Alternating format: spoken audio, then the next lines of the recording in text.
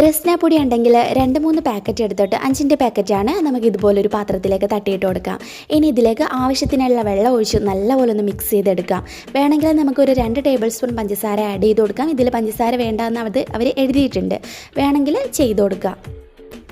നന്നായിട്ട് മിക്സ് ചെയ്തതിന് ശേഷം നമുക്കിത് ഐസ്ക്രീം മോൾഡിലോ അല്ലാന്നുണ്ടെങ്കിൽ സാധാരണ സ്റ്റീൽ ഗ്ലാസ്സിലോ ഒഴിച്ചിട്ട് നമുക്ക് സെറ്റ് ചെയ്തെടുക്കാം. അലൂമിനിയം ഫോയിൽ വെച്ചിട്ടൊന്ന് കവർ ചെയ്ത് ഐസ്ക്രീം സ്റ്റിക്ക് കൂടി വെച്ച് കൊടുക്കാം. ഇനി ഇത് നമുക്ക് ഓവർനൈറ്റ് വെച്ചിട്ട് സെറ്റ് ചെയ്തെടുക്കാം. അപ്പോൾ അതേ നമ്മുടെ ഐസ് ഇവിടെ റെഡി ആയിട്ടുണ്ട്.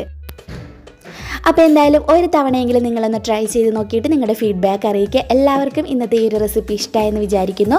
നമ്മൾ ഇതിൽ കുറച്ചും കൂടെ മധുരം വേണമെന്ന് തോന്നി. ഞാൻ സാധാരണ വെള്ളവും രസ്നാപ്പൊടിയും മാത്രമേ ചേർത്തിട്ടുണ്ടായിരുന്നുള്ളൂ. നിങ്ങൾ കുറച്ചും കൂടെ മധുരം കൂടി ചേർത്തോളൂ. അതുപോലെ തന്നെ ഇത് നല്ല പുളിപ്പ് കൂടി ഉണ്ടെങ്കിലാണ് നല്ല സ്വാദ് കിട്ടുക. അപ്പോൾ റെസിപ്പി ഇഷ്ടമായെന്ന് വിചാരിക്കുന്നു. ഇഷ്ടമായിട്ടുണ്ടെങ്കിൽ ലൈക്ക് ചെയ്യാനും ഷെയർ ചെയ്യാനും താഴെ കമൻറ്റ് ബോക്സിൽ കമൻറ്റ് ചെയ്യാനും മറക്കരുത്. എൻ്റെ ഫസ്റ്റ് ഷോർട്ട് വീഡിയോ ആണ്, ഒന്ന് സപ്പോർട്ട് ചെയ്യുക.